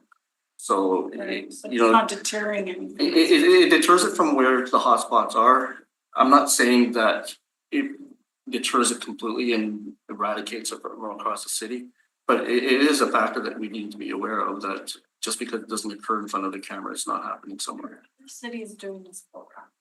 I've had other cities actually inquire about our pilot project, and I know of 2 for sure that we're going to implement their own surveillance program as well too. When I originally did the research for the pilot project itself, it was a very big program in multiple major cities in the United States. So again, the major takeaway from that research was the deterrence over the enforcement was the bigger takeaway. So how much is it for one staff? Can you give us some understanding of what that costs? The report from 2019 was 150,000, and that was for one bylaw officer at that time, as well as the photo and video equipment, and then the operating expenses. So it was 150,000 in total. So if we include inflation from 19 through to 25, we're looking at about 175,000 total, of which the majority, like over half, is for 90-ish thousand, 95 for bylaw officer, inclusive of salary benefits. Okay. So going back to then, so if you're just wanting, I guess, if you want to consider a reinstatement of this pilot program, the way it was before, then it would come back to this committee, because then it would be yes. And that could be like a consideration of a referral to the 2026 budget. If you're looking at just information on garbage complaints and data, then that's probably a different committee. But Peter, you could clarify. No, I agree with that assessment. Okay, well, considering that I'm the person who put the motion forward, and know how hard it is to get anything through the budget process, like I can receive this as information and have maybe some further talks with Water and Waste to see, you know, how their new consolidated program is working, and go that route. I think it could almost pay for itself, but it's hard to, you know, like it almost could pay for, because I remember that when we were doing it before, it was almost kind of self-sufficient. So, yeah, it's something to review. Would your department be able to look at having it to pay for itself? Would you could not a grant? Yeah. No, because it doesn't generate, like the results from the 2019, from the 2-year pilot, the report said there wasn't really a lot of revenue that was generated. It wasn't really kind of a full up and up running kind of thing It's either. not, it doesn't generate revenue, it's just Just an makes it improvement cleaner for the- neighborhood. It did, so the cost savings that Winston, who authored that report referred, I remember kind of indicating that the cost savings to the city was the cost of remediation would go down in specific, hotspot as an area. The calls for service for that specific area would go down, so the related costs for that would go down. And then the intangible costs or I guess savings would be just the public perception of what's being done for their neighborhood. Okay, I do have a question. I want to go back to the private property aspect. Let's say not necessarily a resident, let's say it's a business. I can think of a few restaurants in the inner city that are getting illegally dumped, or some community centers or cultural centers. Let's say I got a few cultural centers that have some illegal dumping. I can think of one on Casa Azores, right? They're considered private property, but they're businesses, but they're getting illegally dumped because they're located like the one I have on Casa is on Higgins. Is there not a way to, if we're gonna do this pilot program, we're gonna bring it back? I think it's private property that really does stand out to me more than public. It seems like we're doing a really good job on the public side, but it's the private side I want to really hone in. Is there not a way to have an agreement with, to point it towards them, or how would we get cameras pointing on private and on public? Or do we have to have like agreements with the private property, or are we not in the business of doing that? Can you comment on that, or? Because they made an example, like Cindy, Councillor Gilroy had made a mention, like sometimes they're leaning it up on private residences, and it so happens to be facing it, and you're catching it, it is cleaning up that dead end street that has residential property against it. So our staff currently already could open and enter into investigations for complaints made on private property. Most of those businesses have cameras, they supply us the evidence, the statements, and then we go ahead and proceed with enforcement. Based on the same type of evidence that we collected through this program, there was very little pushback from the accused. It's really hard to argue with a picture of the car dumping garbage. So that was the strength of this program, and it falls through on the private sector side as well too, that if they have the camera equipment and collected evidence, our officers will still conduct the enforcement and investigation in those circumstances. From the private perspective of installing cameras for individuals, even at the time of the pilot project with 6 cameras, I only have 6 cameras, and we already talked about resources for public space, little including every single private property on top of that. It's just something that is not something for me to kind of consider. It's something that you would consider, and then we would sort of figure out a way to support that. But it's a larger scale of what you're talking about is the only comment I would have on that. So what you're saying though is the private property owners, whether that be a homeowner or a church or a cultural center or whatever, they have to have their own cameras on their own property. But then if they do monitor those and come across some kind of illegal dumping, then they could contact the city for that investigation, right? But and we do that already. We already do But we're that. not going to install cameras, like city-owned cameras on. Or would it be on public property, like you said, you have to have agreements with Hydro that face private property? You wouldn't do that. From a FIPA perspective, I can't, because I have to deal with all the individual privacy perspectives of anyone entering that property. That have a reasonable expectation of privacy in that specific area that they're standing in. And again, I do want to flag that we're only talking about the investigation and enforcement aspect. The remediation side of people who get illegally dumped is not part of the conversation. So if somebody is illegally dumped upon privately, it's not, we don't have any authority to say that we're going to provide some additional services or anything like that. Our officers just enforce the bylaw. So that would be a separate consideration that is not part of my conversation. Okay, that makes sense for me. Okay.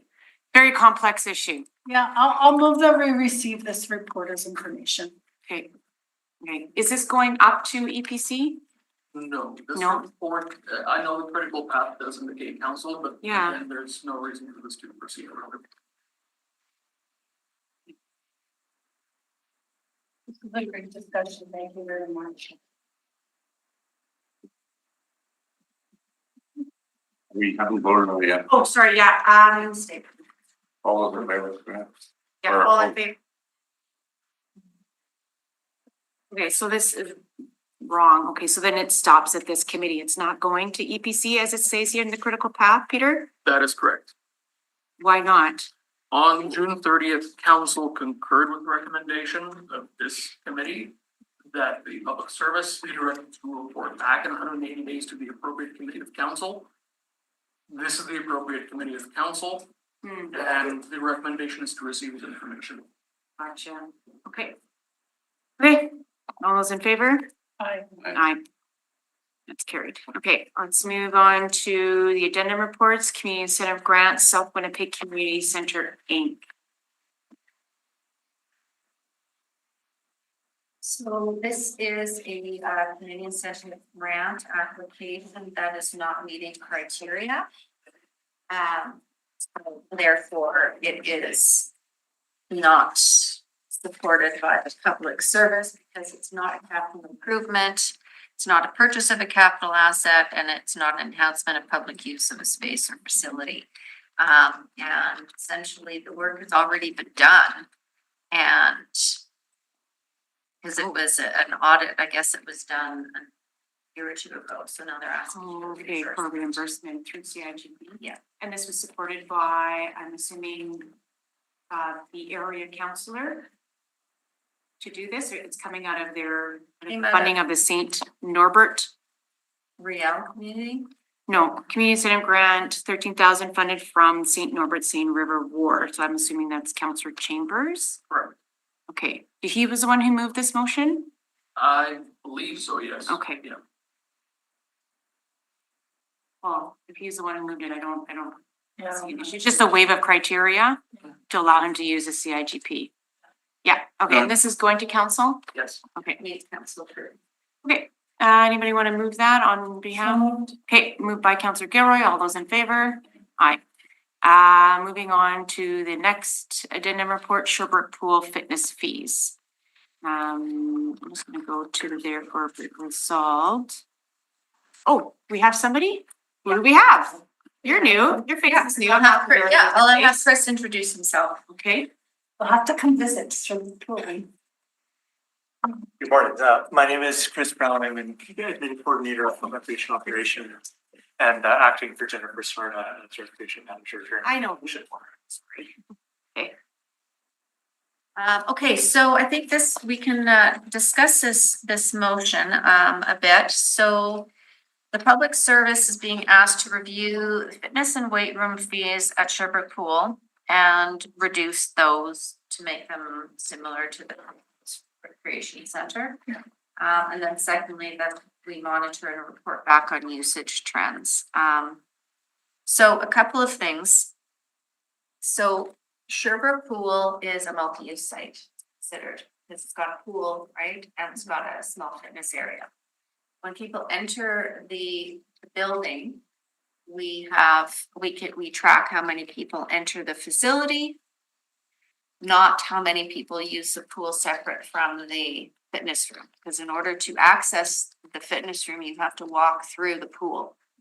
So the fee right now is just the fee to enter the facility, which is pool and fitness, right? Because you can't really restrict somebody, say, well, I'm only gonna use the fitness. But yet they're going to the pool changing room, they're gonna walk through the pool, so I mean, they could access that way. Sherbrooke, the Freight House, as well as Fort Rouge and Peguis, all three of those are like single service facilities, they only have a fitness room. Right? And that is why those fees are lower than the general admission, because right now the general admission for an adult into the pool, which would be pool and fitness, is $8.14. So I guess there's a couple of things that we could do with this motion.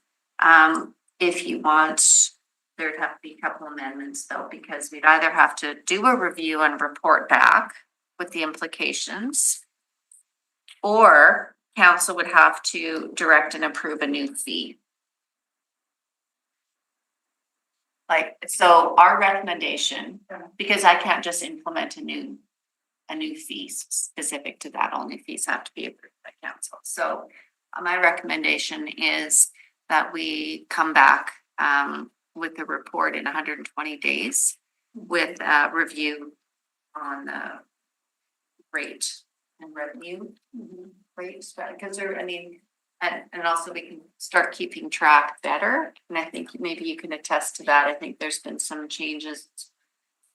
Things are being tracked, but I think it's more of a manual process, but. Yeah, essentially we have a tally sheet at the front desk that the clerk cashiers are asking people what they intend to do in the buildings, and we're doing it at all the sites to see where they're going once they enter. But it is manual, and at times it may get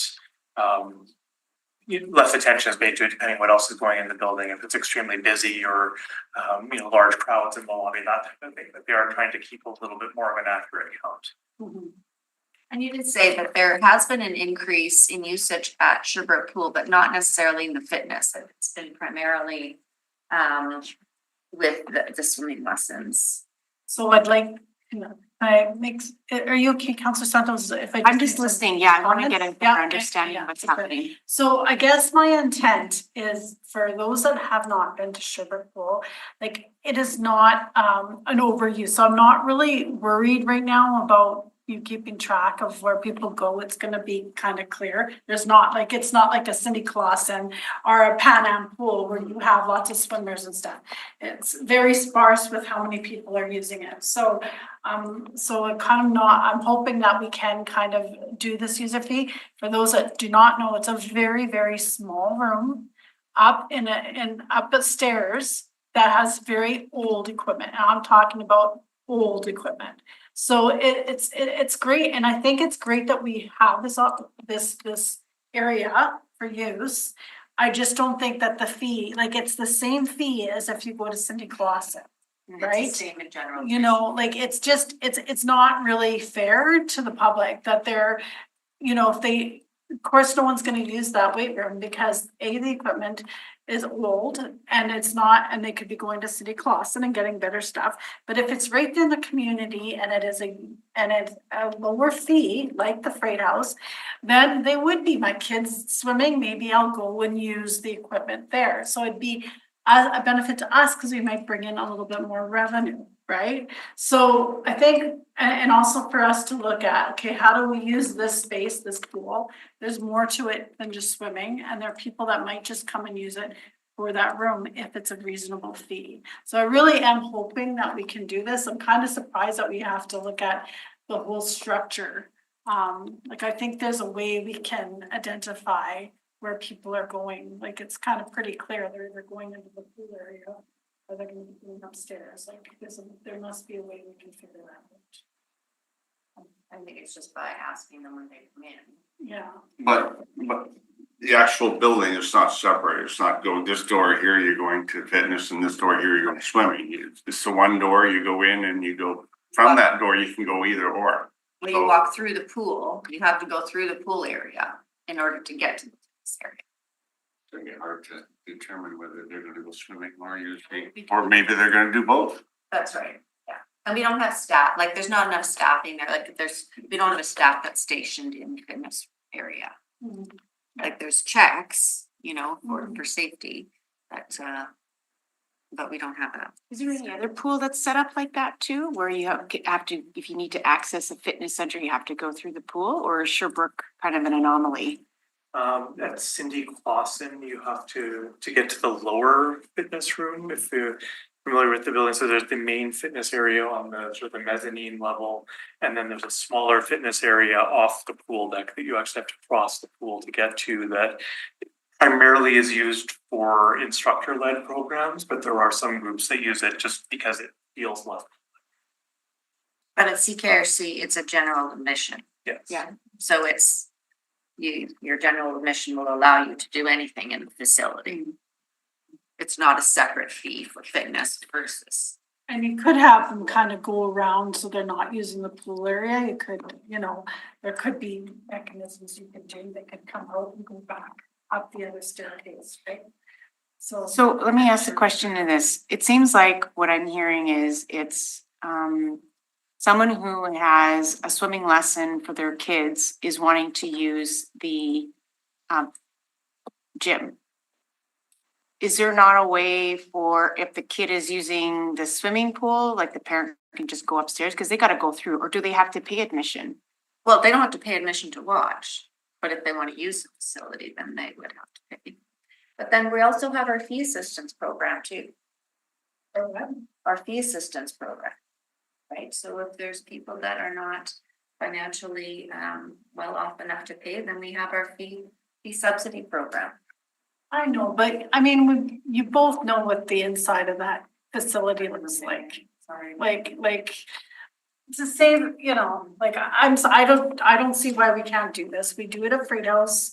I'm okay with doing a report back, like that's, you know, but I mean, this is just a very old building. It's a different case and we're gonna have to, I think, figure a way around this. I wanna try to get more people into that facility. But with that, you know, and other than putting tons of money in the upstairs, which I'm never gonna be able to do, you know, this is an option for people, right? For an older facility. Can you talk about upgrades? Because sometimes like, could you put in costs on replacement of fitness equipment? Do it. Oh, no, the fitness equipment is, I think we've got an RFP that just went out Okay. for replacements of a lot of the fitness equipment throughout the city facilities, but I'm not sure exactly how much is going where. But I have this other, I'm just came up with a different idea that Chris and I never talked about beforehand. So what if the council would have to approve it, or if it's just a temporary fee, but if we wanted to, we could probably implement a separate fee for Sherbrooke pool only, and say we're gonna use the same as Freight House, and then it's just gonna have to be up to the staff though to somehow try and monitor, you know, that it's not abused, and then maybe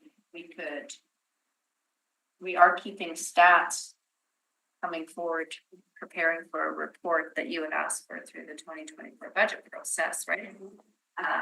For Sherbrooke pool, and maybe it could be a fee, like a temporary fee, and see what the change in. Sure. See what the change is. Like if we had increased attendance. So your staff would have to support it. I'm putting you on the spot. Yeah, so the staff would have to ask, are you using the gym? Right? And then they would say, yes, I'm gonna use the gym while my kid is swimming. And then you say, okay, well then it's gonna be X amount of dollars. And then the kid would go swimming and then the parent would go up and use the equipment. Then we would be able to track it specifically as a fee through ActiveNet, through the point of sale Yeah, through the system, point so of we could sale count system. those fees. I think the piece that would be challenging would be monitoring if someone went up to the fitness center and then jumped in the You, pool. basically, I think you'd You know, have kind of have to to, eat that. to see, short term, and if it yeah. gets abused, then you can. What do you look mean at it. tracking somebody who would like potentially abuse the system by saying, I'm not going swimming, And then they do. and then they do go swimming? There's no way to track that behavior. Well, no, because you come in, so if it was me, I'm coming in and I'm gonna say, okay, I'm only gonna use the fitness room. I'm gonna pay my $3 instead of my $8.16.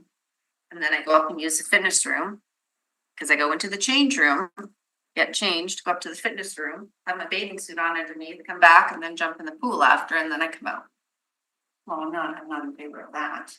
But we won't be able to monitor that, right? It like, well, But you'll be able to know if it starts getting abused, you'd be able to kind of know, like, it's not like we're having, like, you're gonna have 5 people in the pool at one time.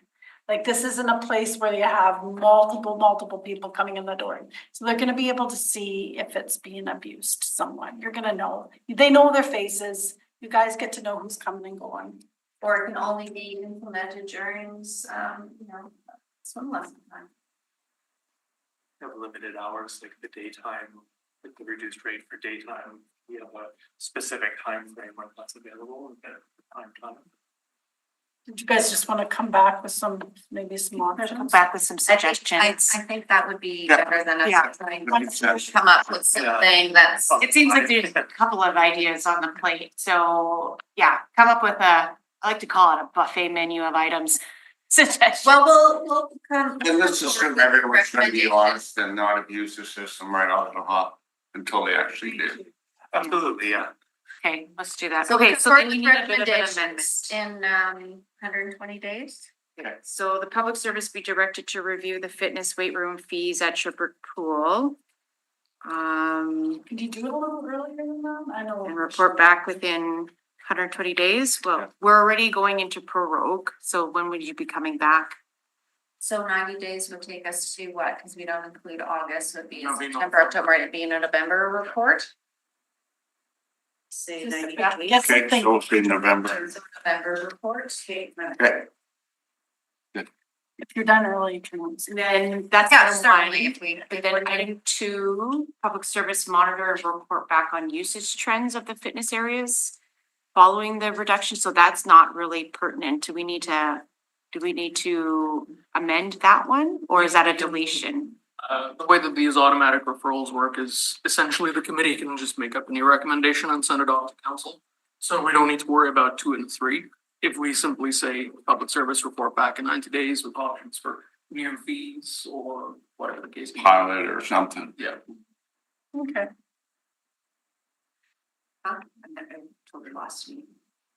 Committee can recommend up to council whatever it wants. Right. Okay, gotcha. But they're already kind of doing a report is what I heard on that. Well, we're already looking at some other Yeah, considerations, so. so I'm okay if we don't. We leave that out because they're already doing that work anyways. Really, the recommendation, therefore be it resolved that the public service be directed to report back in 90 days on a review of fitness and weight room fees. For the Shepherd Pool. That should be cool. Yes. Okay. All right, I think that's Council Gilroy's. Yep. Yeah. It's Okay. reasonable. All in favor? Aye. Aye. That's carried unanimously. Any other, did I miss anything? Close it all off? Okay, so. Okay, moved by Councilor Gilroy, adjournment at 11:40 a.m. All those in favor? Aye. Aye, and that's carried unanimously. Thank you.